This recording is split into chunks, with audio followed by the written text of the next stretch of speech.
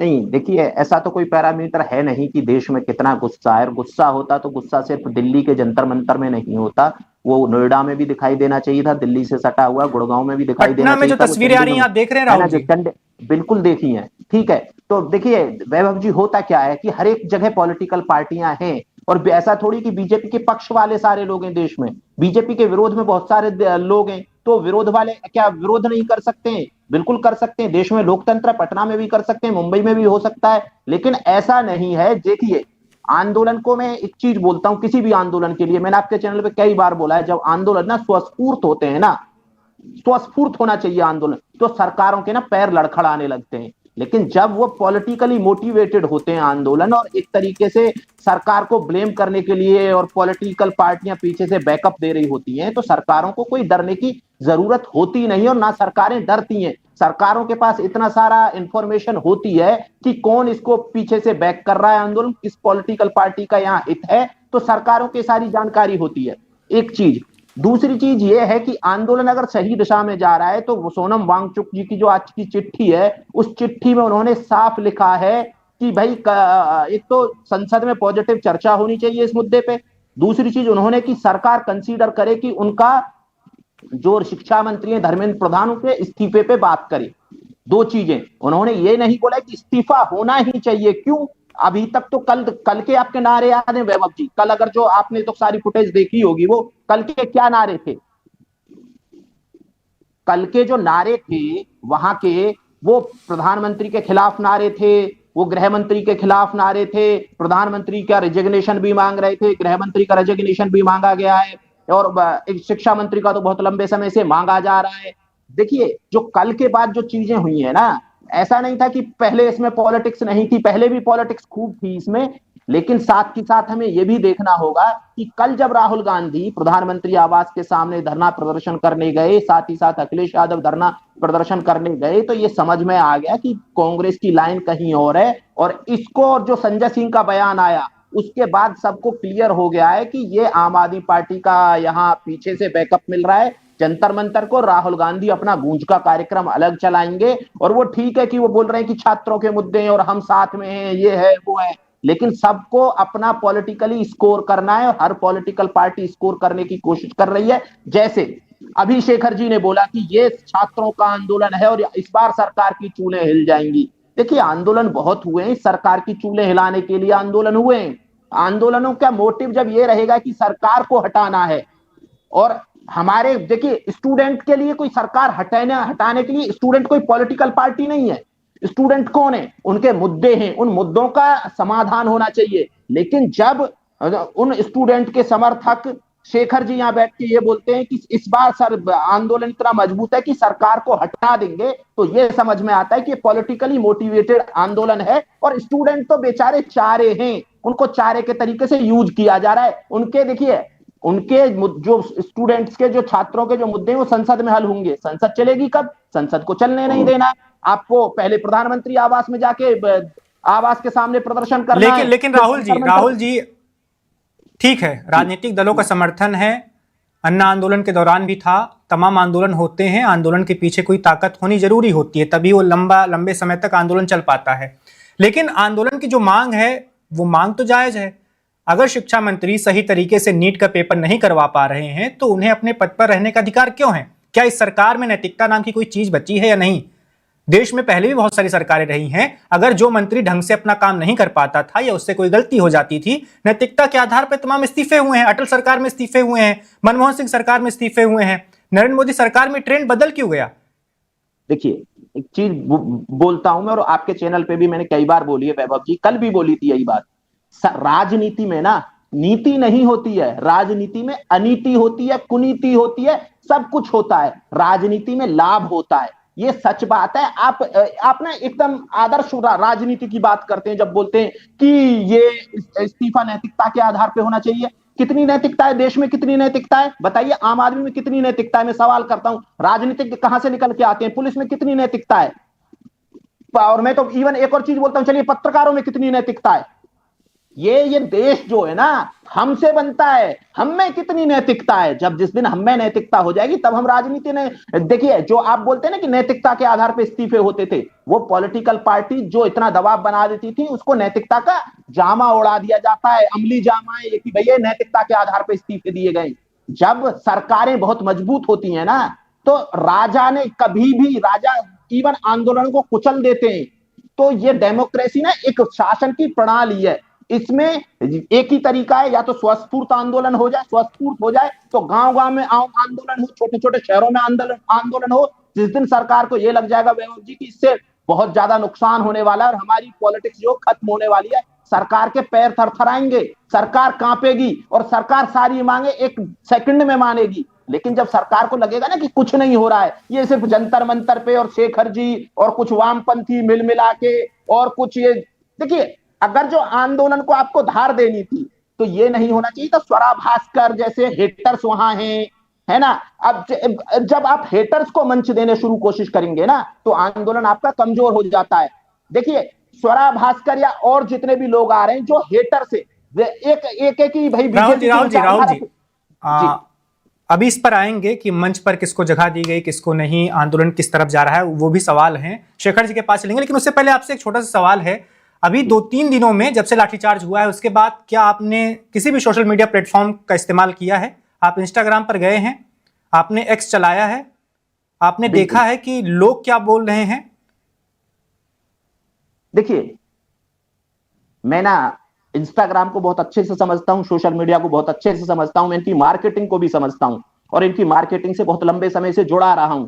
Video को कैसे viral करना है ये भी जानता हूं मैं, बॉट्स कैसे होते हैं ये भी जानता हूं मैं, और किसको कितने व्यूज लेके आने, फेक व्यूज लेके आने, कैसे लेके आने, कहां से लेके आने ये भी जानता हूं मैं।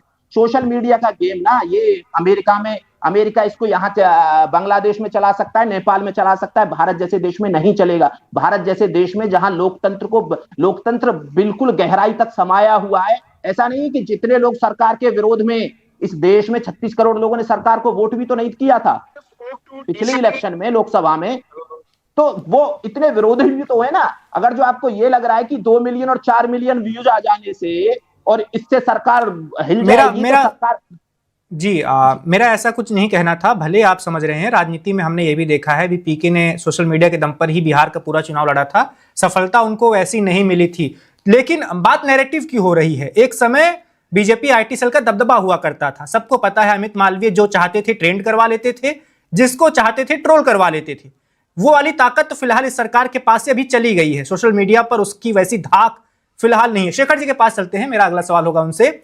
शेखर जी, इस प्रोटेस्ट की शुरुआत में ऐसा लग रहा था कि विपक्ष धीरे धीरे आता गया, एकजुट है सभी। पवन खेड़ा भी मंच पर पहुंचे थे, अरविंद केजरीवाल भी पहुंचे थे सोनम वांगचुक का हालचाल जानने के लिए। लेकिन कल तो कुछ और हुआ। आम आदमी पार्टी का कहना है कि सीजेपी वाले आंदोलन का प्रभाव कम करने के लिए, उसको मीडिया कवरेज कम मिले, इसके लिए राहुल गांधी प्रधानमंत्री आवास के पास चले गए, धरना प्रदर्शन शुरू कर दिया। बीजेपी और कांग्रेस के बीच में कुछ आपस में डील हो गई है, ऐसे भी आरोप लगने लगे हैं। अगर विपक्ष एकजुट ही नहीं रहेगा तो सरकार के लिए आसान हो जाएगा सब कुछ हटाना, समाप्त करना। देखिए आपके सवाल के जवाब में मैं राहुल जी के भी 2 बातों का मैं आंसर दे दूंगा और इसी में ये भी शामिल होगा। इन्होंने कहा आंदोलन स्वस्फूर्त होना चाहिए, ये था एक कॉकरोच शब्द जो था सीजेआई के मुंह से निकला, वो रातों रात वायरल हो गया। कोई पॉलिटिकल पार्टी नहीं लगी, वहां से लोगों ने कहा कि नहीं वो तो अमेरिका में बैठ के सब बातें कर रहा है, यहाँ पर आए, यहाँ आंदोलन शुरू हो गया। और शुरू के दिनों में सिर्फ सोनम वांगचुक, अभिजीत दिपके और जो उनके साथ 2-4 साथी, यही लोग रहे। किसी पॉलिटिकल पार्टी को मंच पे नहीं आने दिया गया। जो भी 2-4 नेता है इंडिविजुअल स्तर पे आए, वहां तक आंदोलन अलग था। जिस टाइम सोनम वांगचुक को जबरदस्ती उठा लिया गया, तब उसके बाद जब लोगों ने देखा कि ये बेचारे छात्र अकेले पड़े हैं, अलग अलग पॉलिटिकल पार्टीज ने अपना समर्थन दिया, आंदोलन बड़ा होता गया। अब इसमें बात आ जाती है, राहुल जी ने एक बात और कही कि सरकार को सब पता होता है, सरकार डरती नहीं है और सरकार के पास इंटेलिजेंस एजेंसी है। यहाँ देखिए मैं एक डर की बात बताता हूँ, ये बड़ा स्टेप बाय स्टेप है, जिसमें कल वाली घटना जो है वो फाइनल स्टेप है। अभी कुछ दिनों पहले ही संसद में हमें स्पीकर ओम बिरला जी ने बताया कि महिला सांसद, कई सारी महिला सांसद प्रधानमंत्री पर हमला करने वाली थी, उनकी सुरक्षा को खतरा था, इसलिए उनको सदन में आने से मना कर दिया गया। अच्छा, वो क्यों हमला करना चाहती थी, इसका कोई कारण शायद प्रधानमंत्री जानते होंगे, क्या बात हुई क्या नहीं। खैर, सुरक्षा का खतरा आ गया।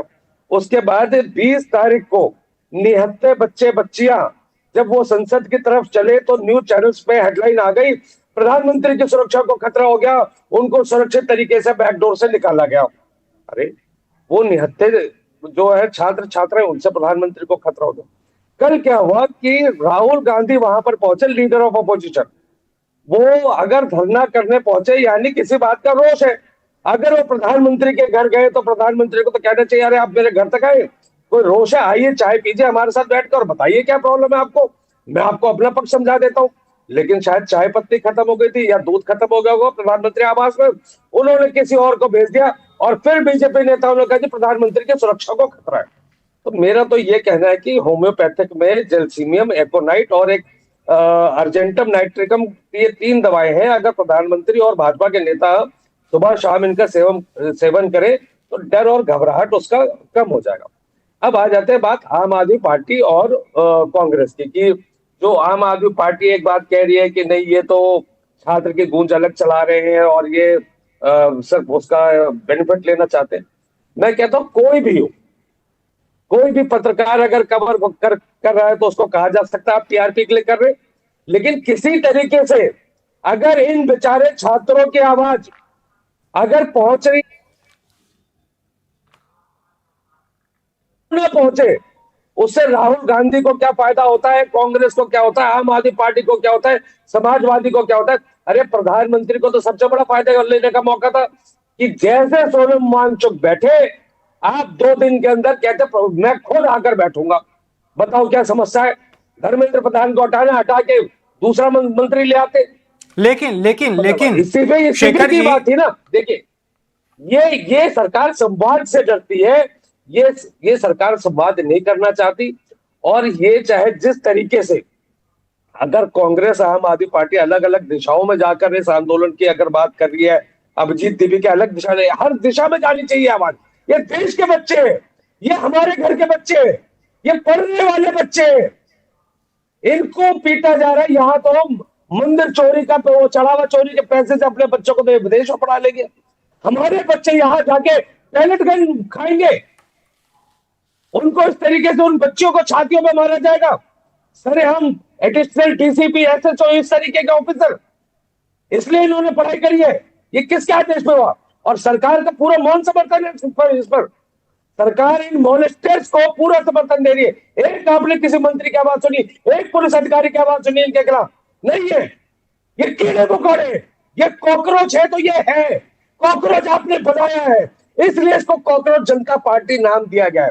हंस रहे थे ना, कॉकरोच के लिए हिट लाएंगे। ये सरकार रियलाइज करा रही है इस देश के बच्चों को कि ये हो तुम कॉकरोच, तुम वाकई कॉकरोच हो। जी चलिए राहुल जी के पास चलते हैं। राहुल जी, मेरा सवाल आपसे ये है कि कांग्रेस पार्टी के बहुत सारे ऐसे नेता भी हैं जिन्हें कॉकरोच जनता पार्टी को लेकर जिनके मन में कुछ आशंकाएं हैं। उनका ये कहना है कि जब राहुल गांधी प्रदर्शन करने के लिए गए, धरना देने के लिए गए, तो उन्हें तो तुरंत उठा लिया गया, 2-3 घंटे में ही पुलिस ने खाली करवा लिया सब। यही काम अभिजीत दीप्ति के साथ भी सरकार कर सकती थी। सरकार ने ना सिर्फ उन्हें इजाजत दी शुरू से ही जंतर मंतर पर प्रदर्शन करने की, बकायदा उन्हें जगह दी गई। उनका कहना है कि हो सकता है कॉकरोच जनता पार्टी के पीछे भी सरकार का कुछ ऐसी मंशा हो कि इसके जरिए राहुल गांधी के प्रभाव को कम किया जाए, वो जो कि गूंज कार्यक्रम जो कर रहे हैं। इसके अलावा लोगों का यह भी कहना है कि राम मंदिर चंदा चोरी वाला विवाद जब चरम पर पहुंच गया था, देश भर में उसकी चर्चा हो रही थी, ऐसे वक्त में ही यह सब शुरू हो गया। इससे सरकार को चंदा चोरी वाले मामले में जो किरकिरी हो रही थी उससे बचने का भी थोड़ा बहुत मौका मिल गया। देखिए वैभव जी, कहने के लिए तो कुछ भी कहा जा सकता है, ऐसा थोड़ी कहने वाले रोके जा सकते हैं। कहने वाले तो प्रधानमंत्री को गाली भी देते हैं, यूपी के मुख्यमंत्री को गाली देते हैं, गृह मंत्री को गाली देते हैं। कोई रोक रहा है क्या? कोई इमरजेंसी लगी हुई है क्या? दे रहे हैं जो दे रहे हैं। ये तो एक तरीके से वो है कि भाई आप एक तरीके से सोच लीजिए कि भाई ये हो सकता है क्या? बिल्कुल हो सकता है। अगर जो आपको लग रहा है लेकिन एक तो एलओपी, राहुल गांधी बहुत बड़े नेता हैं, इस देश के एलओपी हैं, अगर जो प्रधानमंत्री के आवास पे बैठते हैं, जाके धरने पे बैठते हैं, तो ये बहुत बड़ी बात हो जाती है। और ये छोटी मोटी बात नहीं थी वहां उनको। जी राहुल जी, बात रखिए अपनी। देखिए, तो बात कर सकते हैं। डेमोक्रेसी में बात करने के लिए पक्ष विपक्ष के लिए संसद है, और संसद चलेगी, वहां बात होगी। ऐसा थोड़ी नीट पे बात नहीं होगी, राम मंदिर का मुद्दा नहीं उठाएगा विपक्ष, राम मंदिर का वहां भी उठेगा। लेकिन सवाल यह है कि जब मणिपुर पे चर्चा की बात होती थी, जब मणिपुर पे चर्चा हुई तो राहुल गांधी सदन में नहीं थे, वॉकआउट कर गई पूरी की पूरी कांग्रेस। सवाल यह है कि जिम्मेदारी कितनी है, और जिस नैतिकता की बात करते हैं कि वो नैतिकता होनी चाहिए थी क्या?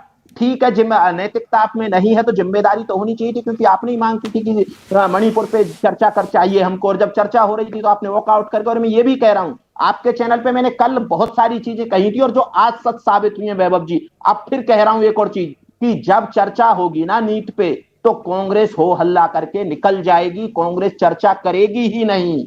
कांग्रेस चर्चा चाहती ही नहीं है। जब इस देश का संसद चलता है तो ऐसे मुद्दे लगातार आ रहे हैं, और जब संसद की कार्रवाई शुरू होती है तो यही इंटरप्शन चलता रहता है, लगातार चलता रहता है। और अभी 3-4 दिन विपक्ष का कहना है कि चर्चा चर्चा हो, चर्चा के साथ जवाबदेही भी तय हो। अच्छा, एक बात बताइए, क्या जब संसद में चर्चा होगी तो जवाबदेही तय नहीं होगी? ये कैसे? पहले चर्चा तो करिए, जवाबदेही तब आती है। आप चर्चा ना करके आप एक सरकार को जो चुन के आई है उसको बंधक बनाने की कोशिश कर रहे हैं आंदोलन के थ्रू। देखिए, यही 2000 जब अन्ना आंदोलन हुआ था तो कांग्रेस के बहुत सारे इस्तीफे हुए थे। कोई भी पॉलिटिकल पार्टी ना पुराने एक्सपीरियंस से सीखती है कि कांग्रेस कैसे बिखर गई थी उसके बाद। तो बीजेपी को पता है, आपने बोला कि एमजे अकबर का मीटू में हुआ था, वो मीटू में बस एक ही हुआ है, बाकी यहाँ किसान इतने दिन बैठ के चले गए, कोई हुआ इस्तीफा हुआ या? और बस वो बीजेपी अभी तक सिर्फ 2 बार बैकफुट पे आई है, वो भी किसान के मुद्दे पे। देखिए, एक तो आई है भूमि अधिग्रहण बिल पे वापस लिया बीजेपी ने, और दूसरा किसान बिल वापस लिए। तो सवाल ये है कि जब ये लगता है कि इससे वोट का नुकसान होने वाला है तो बीजेपी बैकफुट पे चली जाएगी। लेकिन जब तक ये नहीं लगेगा कि वोट का नुकसान होने वाला है, और वोट का नुकसान ऐसे नहीं होगा कि स्वरा भास्कर आके मंच पे कुछ बोल के चली जाएं, और वो साउथ इंडिया के एक्टर आके कुछ बोल के चले जाएं। जो देखिए, ये 2 विचारधारा है, बीजेपी राइटिस्ट आइडियोलॉजी वाली पार्टी है, लेकिन जब उनके हेटर्स को आप जगह देंगे तो जो उनके समर्थक है ना, वो और मजबूती से इंटैक्ट होते हैं। सवाल यह है कि आप उनके ऐसा होता हुआ मुझे नहीं दिख रहा राहुल जी। मेरे जानकारी में, मेरे जानने वालों में बहुत सारे ऐसे लोग हैं जिन्हें मैं कह सकता हूं कि वो भाजपा के एक तरह से कट्टर समर्थक हैं। वो भाजपा को पिछले कई चुनाव में वोट देते आए हैं, खुलकर बात करते हैं। अभी उनके अंदर भी मुझे गुस्सा दिख रहा है कि नहीं, ये नहीं होना चाहिए था जो 20 जुलाई को दिल्ली में हुआ है। देखिए, ये गुस्सा तब पता चलेगा जब इलेक्शन होंगे, यूपी इलेक्शन होंगे, पंजाब इलेक्शन होंगे, उत्तराखंड इलेक्शन होंगे। अगर जो बीजेपी को यहां से साफ कर देते हैं आप, तो माना जाएगा गुस्सा है देश में। अगर जो बीजेपी यहां रिपीट होके आती है तो कोई गुस्सा नहीं है। देखिए, गुस्से को आप कैसे दिखाएंगे किसी सरकार के खिलाफ? तात्कालिक गुस्सा मुझे भी हो सकता है, नीट लीक हुआ, मुझे भी गुस्सा था, मैंने भी सरकार को कितनी बार घेरा है, वो तात्कालिक गुस्से हैं। लेकिन जब मुझे पता चलता है कि स्वरा भास्कर आ गई हैं और स्वरा भास्कर को पीड़ा हुई है, तो फिर मुझे पता चलता है नहीं भाई, ये तो वामपंथियों का सारा रचा रचा है प्रपंच है, इससे तो निकलना होगा। तो ये जो वामपंथी जो जेएनयू में सिमट के रह गए, एक ही आइलैंड रह गया है वामपंथियों के पास, जेएनयू, बाकी सब जगह से खत्म हो गए। तो वो आइलैंड वाले ना, वहां देखा है कि कैसे 20 दिन की भूख, जब 20 दिन उनकी भूख हड़ताल हो गई, सोनम वांगचुक की, तो उनके चेहरे पे दिखाई दे रहा था कि वो कितने पीड़ित हैं, भूख हड़ताल को कैसे झेल रहे हैं। वहीं 20 दिन से उनके बगल में बैठे हुए लोगों के चेहरे पे अभी भी चमक है, वो कोई आयशा की लीडर है, ये है वो है। तो ये इस देश को बेवकूफ बनाने के वो बहुत लंबे समय से तरीके, कोई उमर खालिद को आजाद कराना चाहता है, कोई सरजील इमाम की जमानत चाहता है, कोई सनातन के खिलाफ गाली दे रहा है, कोई कह रहा है कि नाम रहेगा अल्लाह का और आजादी आजादी, ब्राह्मणवाद से आजादी आजादी। ये हो क्या रहा है? अगर जो आपका पिन पॉइंट आंदोलन था तो बस वो पिन पॉइंट रहना चाहिए था। ये नहीं हो सकता है कि आप बोले सनातन को गाली देंगे, फिर दूसरे दिन आप सरजील इमाम की जमानत की बात कर देंगे, खालिद उमर की जमानत की बात करेंगे, और सारे के सारे एजेंडा वहां लाके थोप देंगे। तो ये देश इतना बेवकूफ नहीं है इस देश के। अच्छा, एक और बात बता रहा हूं मैं आपको, जो आपके जानने वाले हैं उनसे बोलिएगा कि वो सरजील इमाम की जमानत की बात की गई थी, वो बोल रहा था कि नॉर्थ ईस्ट को काट देंगे भारत से, और उमर खालिद की जमानत की बात की गई थी। और तब पूछिएगा उनसे कि अब किसको वोट करेंगे और कितने नाराज हैं। मैं भी नाराज हूं, ऐसा नहीं है कि नीट ये इस देश के छात्रों के साथ धोखा है, नीट लीक हुआ है, लेकिन जब आंदोलन छात्रों का रहना चाहिए था, पॉलिटिकल पार्टीज का आंदोलन नहीं बनना चलिए चाहिए था। शेखर जी के पास चलते पॉलिटिकल हैं। पार्टीज के लिए संसद है, वहां जाके चर्चा करिए, सरकार को घेरिए, सरकार को शर्मिंदा करिए संसद में, और वहां आपकी कार्रवाई रिकॉर्ड होगी। लेकिन वहां तो आप शर्मिंदा कर नहीं पाते हैं, आप सड़कों पे आ जाते हैं, इस देश को बेवकूफ बनाने की कोशिश कर रहे हैं, एजेंडा थोपने की कोशिश कर रहे हैं इस देश पे। ये देश कभी भी आपके एजेंडे को स्वीकार नहीं करेगा, ये वामपंथी एजेंडा नहीं चलेगा। वामपंथी पॉलिटिक्स भारत से खत्म हो चुकी है, इसको मान लेना चाहिए और ये समझ लेना चाहिए कि दोबारा कभी भी रिवाइव नहीं करेगी वामपंथी पॉलिटिक्स। चलिए शेखर जी के पास चलते हैं। जी शेखर जी। देखिए, सौरभ भास्कर का 17 बार इन्होंने नाम ले दिया। सौरभ भास्कर ने इस देश का क्या नुकसान किया, कौन से आतंकवादी है, इन्होंने ये नहीं बताया। इन्होंने ये कहा कि हम ये राइट विंग वाली पार्टी है बीजेपी और लेफ्ट विंगर्स खत्म हो चुके हैं। तो मैं आपको एक बात बता दूं कि ये देश वो है जहां सुभाष चंद्र बोस की आजाद हिंद फौज और भगत सिंह की नौजवान सभा में दोनों जगह कोई व्यक्ति जो मुस्लिम लीग, आरएसएस और हिंदू महासभा का सदस्य था, उसका प्रवेश प्रतिबंधित था। इनको लेफ्ट ओरिएंटेड माना जाता था और इनके बीच में खूब कॉन्फ्लिक्ट रहा। ये इनको देशद्रोही मानते थे सुभाष चंद्र बोस जैसे लोग। ये देश को ये बांटने वाले। अच्छा, इन्होंने अभी एक बात कही कि वहां पे बड़े जी सनातन का विरोध हो रहा है। क्या सनातन का क्या विरोध हो गया? कुणाल कामरे ने कह दिया जी सीता के पति राम का नाम ले दिया और कह दिया कि नीता के पति का काम कर रहे हैं और गीता के पति को किडनैप कर रहे हैं, गीतांजलि के पति को, सोनम वांगचुक को। अब इसमें अपमान का है? मुझे एक बात राहुल तालान ये समझा दे। दूसरी बात कि कह रहे जी ये अल्लाह का वो होगा, नाम होगा। तो अल्लाह का नाम तो गांधी जी पूरे देश को जब पढ़ा रहे थे, रघुपति राघव राजा राम ईश्वर अल्लाह तेरो नाम, तो ये लोग तो कहीं गए हुए थे दंगा करने, है ना, देश बंटवाने गए हुए थे। वो ऐसे नहीं है, अल्लाह का नाम बस को भी लीजिए ना, साथ में बोलिए बस नाम रहेगा अल्लाह का, है ना। सुन लीजिए, शेखर जी के पीछे किसी की मूर्ति नहीं होगी, उनका नहीं रहेगा। बता रहा हूँ आपको, मैं बताता हूँ। ये जो फैज मोहम्मद फैज थे, ये पाकिस्तान के शायर थे। ये डिक्टेटर जो जियाउल हक था उसके खिलाफ लिखी गई थी। अच्छा, ये जो अल्लाह जो है ना, ये उर्दू में, देख पाकिस्तान में थे तो उर्दू में ही है। अब जब उर्दू में है, उर्दू में आप भगवान के लिए कोई शब्द बता दीजिए उर्दू का अल्लाह के अलावा, क्या क्या शब्द है? अगर भगवान का कोई जिक्र करेगा, आज हम कहते हैं ओ माय गॉड, तो इसका यह मतलब नहीं कि मैं अपने रिलीजन छोड़ के मैं क्रिश्चियन गॉड को फॉलो करूं। व्हेन वी से माय गॉड, तो मैं अपने भगवान की बात कह रहा हूं, भगवान को इंग्लिश में कह रहा हूं। अगर उर्दू में कोई भगवान की बात करेगा तो अल्लाह ही कहेगा। आप, और ये कविताएं हैं, देखिए कविताओं में प्रतीकात्मक एक शब्द होता है। प्रतीकात्मक का यही मतलब होता है जिसके कुछ प्रतीकों को लेकर अपनी बात कन्वे करी जाए। लेकिन इतने पढ़े लिखे जो होते हैं ना, ये संघी भाजपाई होते नहीं है। इन्हें पढ़ाई लिखाई से, यूनिवर्सिटी से सख्त दुश्मनी है, इसलिए उसको कहते हैं अजी सनातन खतरे में आ गया। अच्छा, राम मंदिर में मैं कह रहा हूं सुनिए,